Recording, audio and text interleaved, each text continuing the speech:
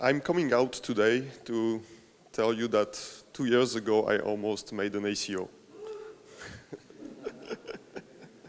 Not a good one.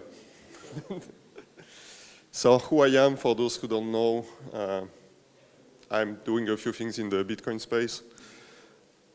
So how I made an ICO, this is an actual screenshot from the white paper.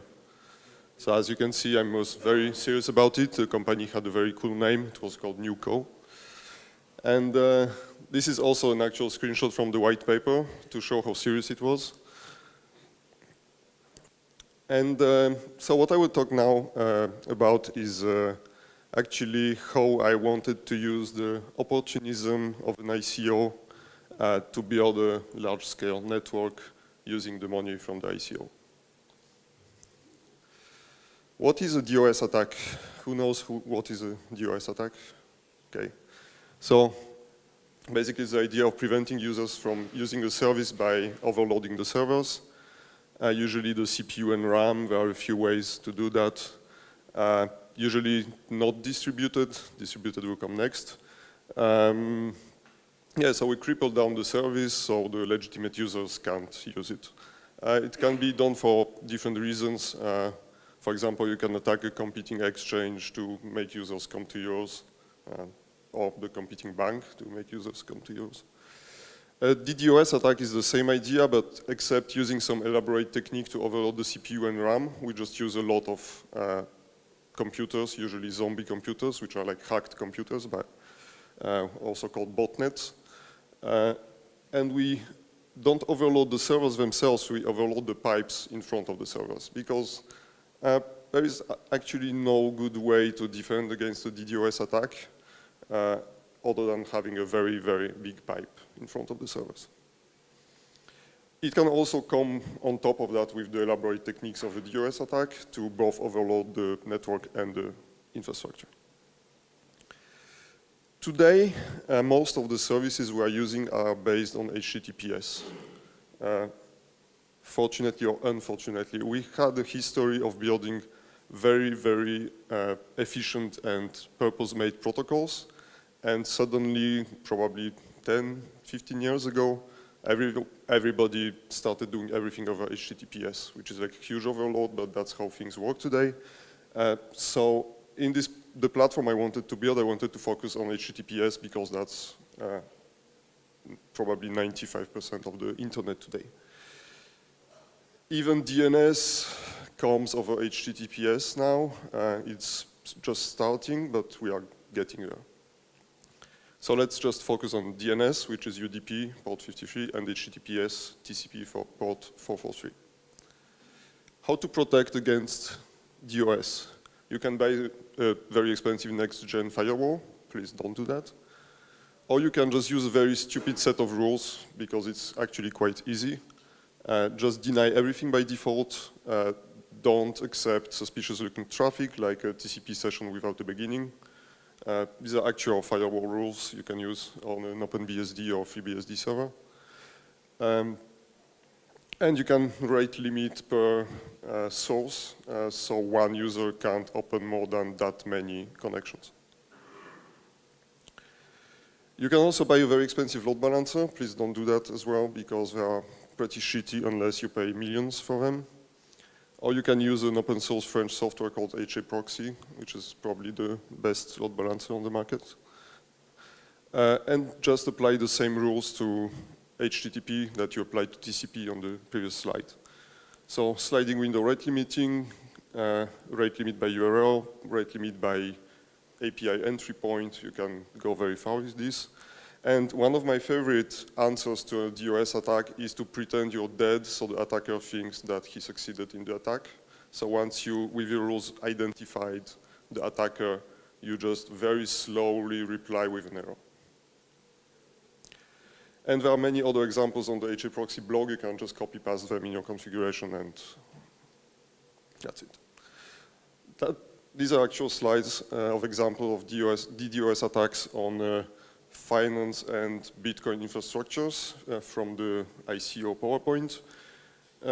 If you can read here, like the largest attacks are made by hundreds of thousands devices, and the peak record is like 1.3 terabyte per second. And it's actually very easy to perform. You can just Google online DDoS attack, you go on the website, pay with Bitcoin or Monero, and you attack whoever you want. Not for a long time though. If you want to do it for a sustained attack, it's pretty expensive. The only solution, have bigger pipes than the sum of all attackers, and to have them very widely distributed in the world, so you are the closest possible to the attack, and you filter the attack the closest to the source, and not to the destination. Filtering that is very hard, especially if you add on top filtering sessions per second, and not only traffic. Because an open session uses like a slot in your filtering software, and it uses memory very fast. So a few good ideas from the project: filter as early as possible, as much as possible, using just good practices that every ISP should be using and most don't. Using FlowSpec. FlowSpec is like you describe what kind of traffic your network is supposed to receive, and you propagate that to the upstream networks. So for example, if I know that I should only receive TCP port HTTPS, I can tell that using the BGP protocol, using FlowSpec, to the upstream providers, and they will not send me anything else than this protocol. And of course, filtering hundreds of gigs is very hard, so you have to do it as close to the metal as you can. You can buy for pretty low price network cards with FPGAs, which you can program to do pattern matching and filtering. That's what OVH does, for example. And then you go in software.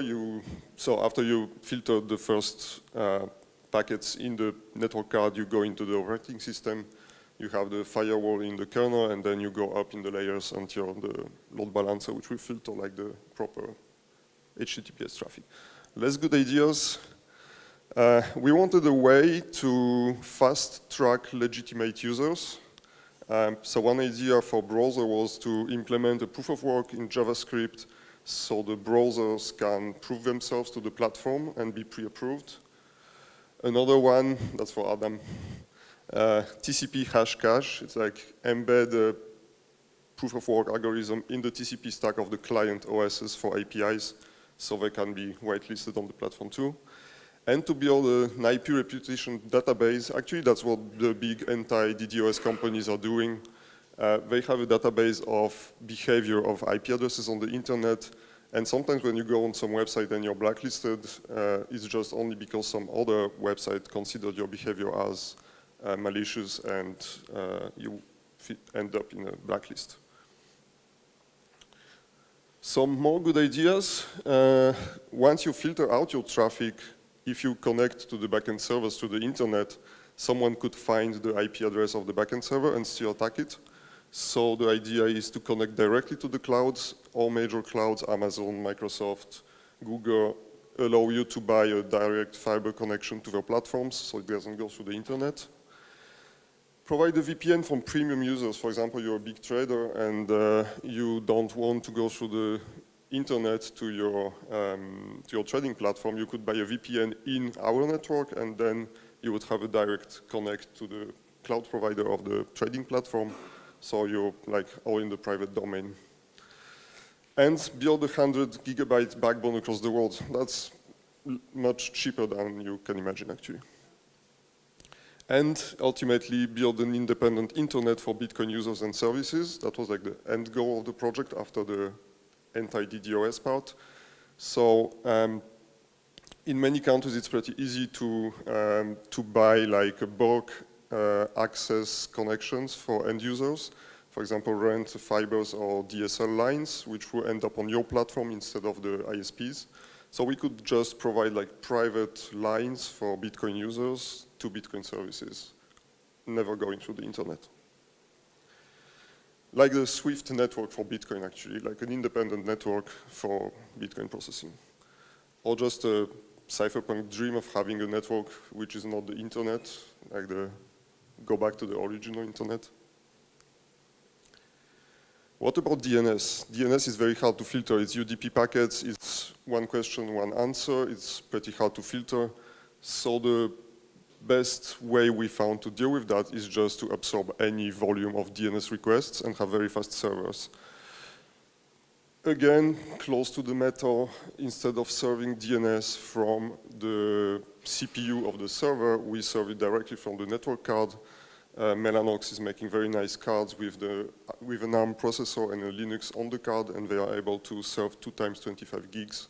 They even have an external management port, so you can just provide the power supply to the network card. You don't even need a computer with this card. That costs some money.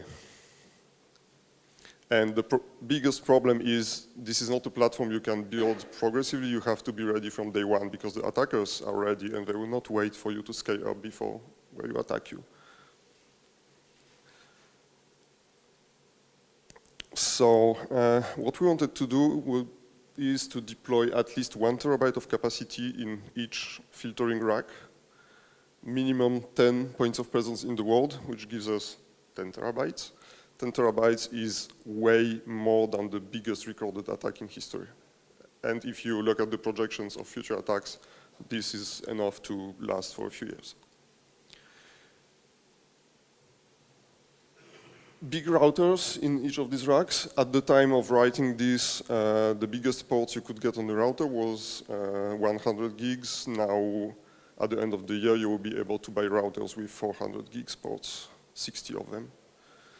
Private links between the POPs, servers with smart NICs, and direct connect to everything. By the way, how big do you think a 60-port 100 gigabits per second router is? That big? That big? That big. It's 10 centimeters high. So all this infrastructure fits in one rack.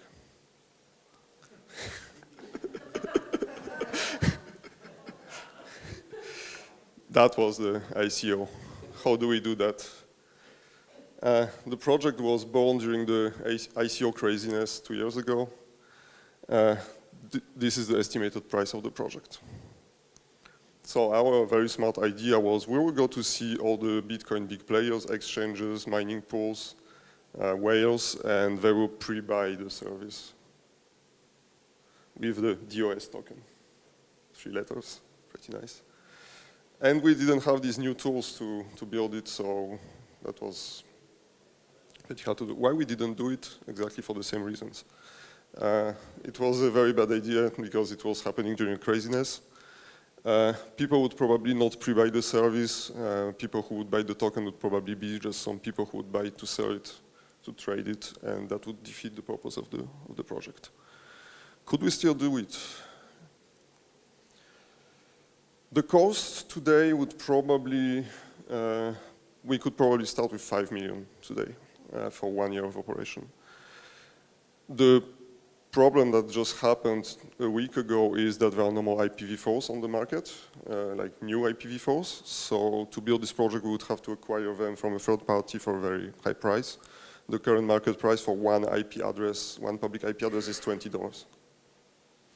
And we would need probably 1 million of them. So if you remove the anti-DDoS part, it's actually a pretty modest-sized network and infrastructure. And this is actually what we started building with the Nodo Cloud. We have 2 locations open, Geneva and Paris. We'll be opening Frankfurt, New York, and Moscow.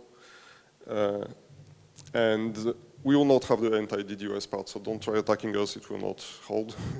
But we will have all the other services. So we are working on a distributed Bitcoin D instance using the fiber protocol, anycast addressing. So anywhere in the world you will be able to reach this platform with one IP address, like Google's 8888. We'll have VPNs to access this platform. We have also a hosting platform, Host4Coins, which is a non-QIC Bitcoin-only hosting platform. If you host your website in this platform, you can reach it directly through the VPN, and your users will be able to buy a VPN to reach your website without going through the internet. I mean, the VPN is still through the internet, but the traffic is hidden. If you have any questions.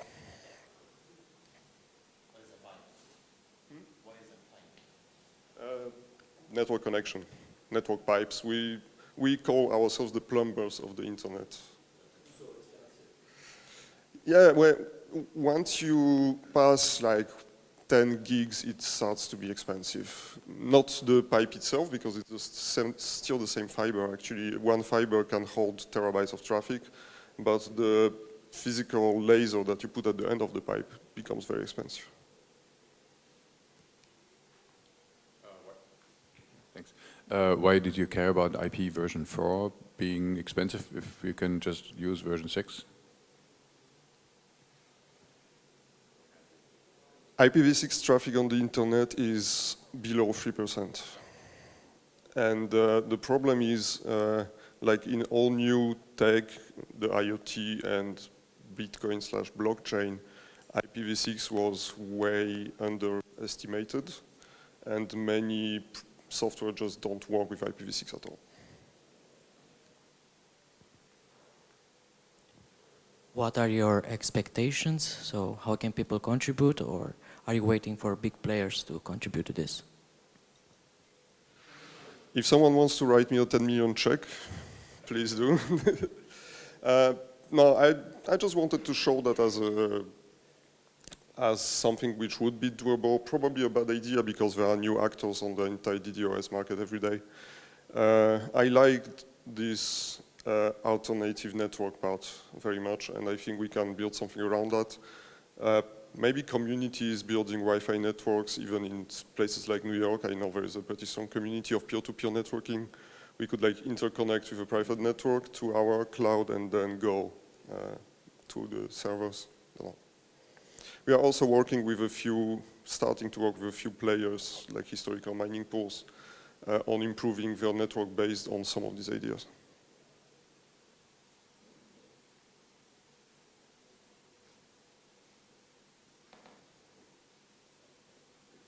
Thank you.